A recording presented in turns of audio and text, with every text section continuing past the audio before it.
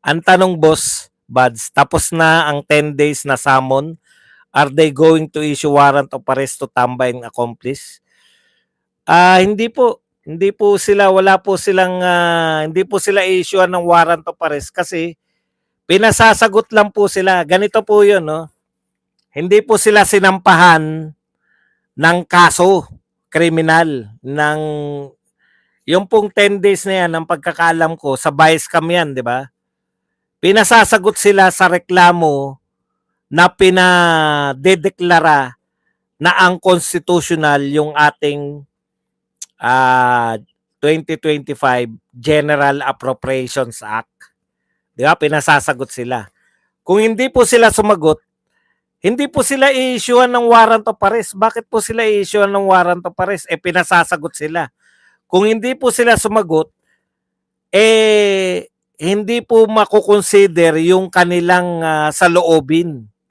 So magpapasya po yung Supreme Court batay sa ebidensyang hawak nila. Ngayon, ibang usapin naman po yun kung sila po ay sinampahan ng reklamong kriminal. Tapos hindi sila sumagot. Alam niyo yun? Okay. Yun po. Yun po ang aking sagot. Hindi po sila sasampahan. Pagkakalam ko, kahit hindi ako abogado, hindi sila sasampahan, hindi naman sila sinampahan ng kasong kriminal eh. Yung kala Alvarez po, sinampahan po sila ng kasong kriminal. Yun, pag hindi mo sinagot, yun yung may kulong. Criminal case yun eh. Guilty si Romualdez. Ngayon, halimbawa, sinabi po, di ba? Sinabi po ng Supreme Court, halimbawa, ang GAA, 2025 GAA ay anong tawag diyan? Unconstitutional. Putya, di lumakas na yung kaso natin na kriminal. Kasi may pananagutan yung mga gumawa niyan. So yung mga sinampahan ng reklamong kriminal, yun po. Lalakas na ngayon yung kaso kasi nagpasya na yung unconstitutional eh. O, kaya po pinadideklara po yung sinampa po ng una ni Attorney Rodriguez at saka ni Congressman, sino yung congressman na nga? Yung nag-expose niyang bias scam. Ano po, para madeklara po na unconstitutional. Ngayon kung unconstitutional, yari sila kasi ginagastos na nila yung pera na nakalaan dyan ngayon. Ungab, si Ungab. Ayun, unconstitutional. Balik tayo sa 2024 budget. Hindi nila magagamit yung ano nila, yung mga dagdag na ayuda.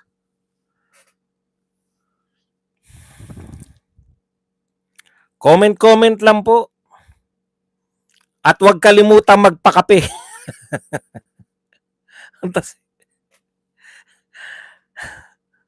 Nananawagan po kami sa mga nagpapakape, bumalik na po kayo rito sa channel ko.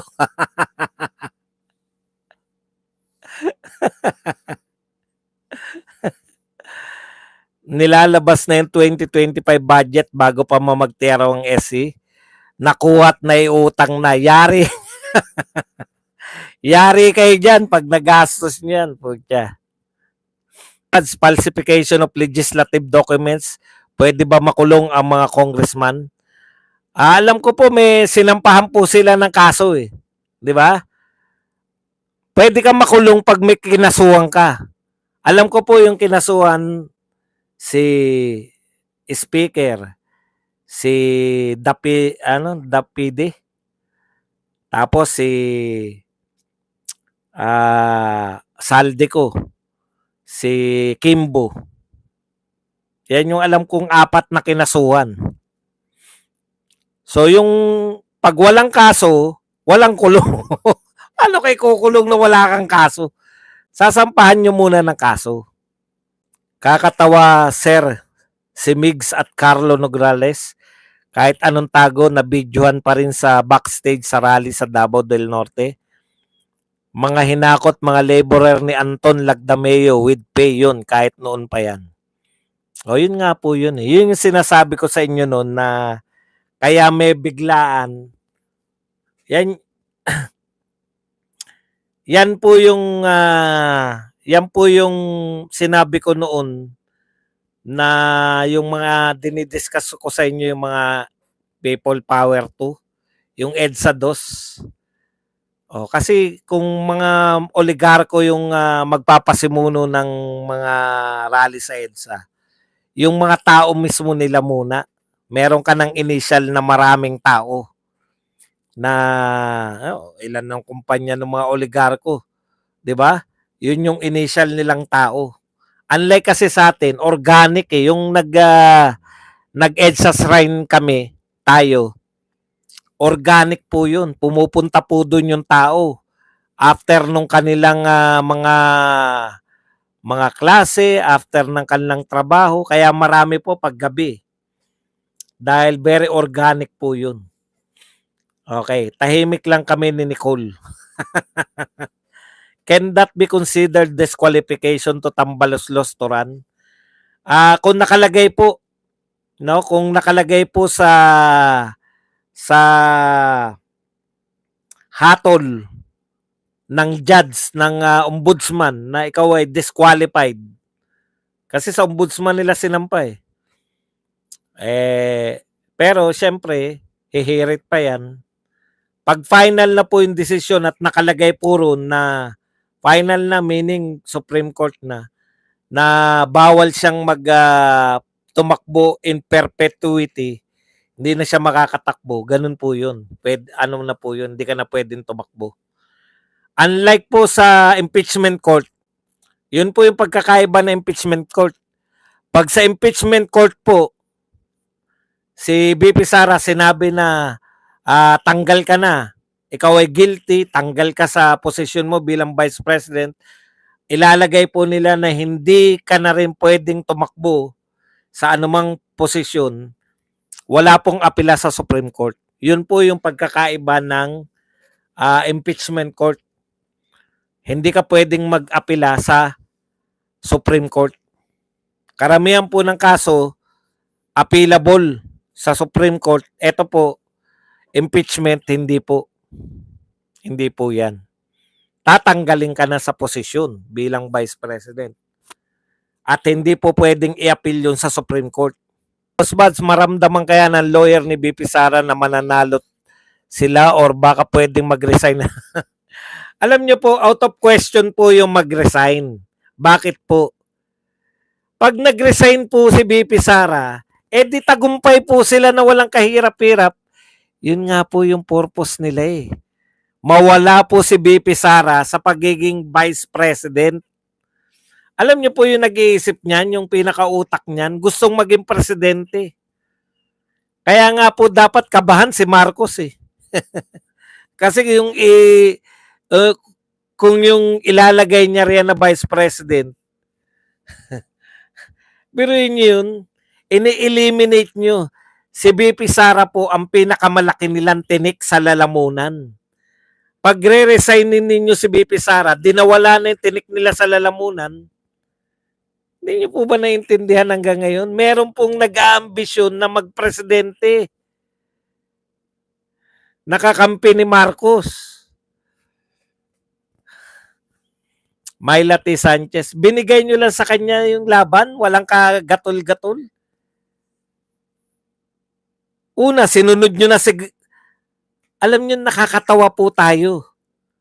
Ako, pag nag-resign si BP Sara, ayawan na. Kasi laban tayo ng laban tapos ibibigay nyo lang sa kanila ng walang kahirap-hirap.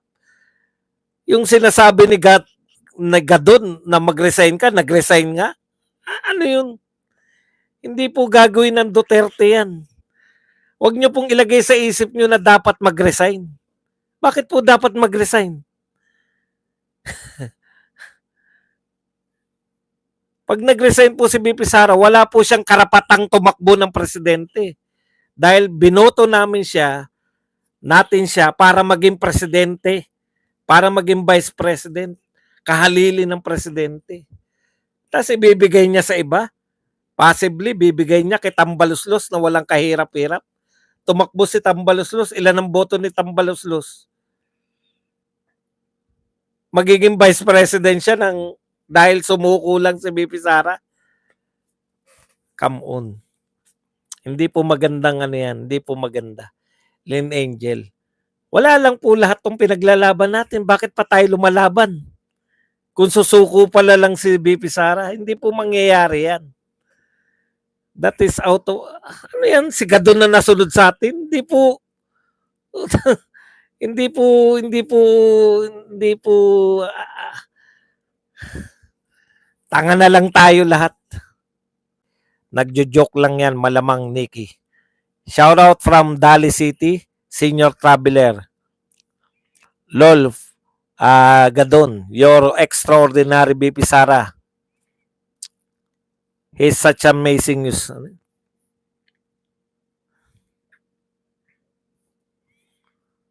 It should be Marcos. Yan. In your dreams, Gadon, hindi magre-resign si BP Sara. Good evening, Basing. Always watching daily your vlog from Edmonton, Alberta, Canada. Buds, yung pakaso-kaso nila labang kay Digong, hindi ba yan mind conditioning ng mga voters? Hindi po. Yun po ang gusto nila, di ba? Kinokondisyon po nila na masamang tao si Digong. Matagal na po nilang sinasabi yan. Ano pa bang paninira yung mas malala pa sa mamamatay tao, Lord of all drug lords, Pogo King, wala na eh. Botole. May platform na po si Tito Soto, 14-month pay. Alam niyo po, pag mga bagito po, mga bagong salta, di ba? Yan, pwede nyo hanapan na ano gagawin mo. Pero yung mga matatanda na, tignan na lang po natin kung ano yung mga ginawa nila. Kasi mangangako na naman sa inyo. Caitlyn, si hectic lang po, sked dito. May round pa ako updated, miss you too.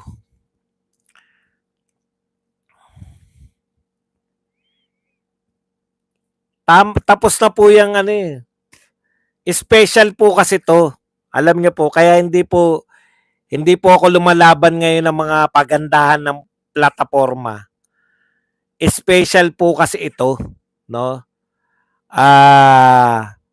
Bakit po special? Nakasalang po sa impeachment si BP Sara. 'Di ba? Pwedeng maging sakim tayo, iboto natin straight para makaligtas si BP Sara. Boss Badong, bakit tumatakbo pa rin si Eric Stulpo?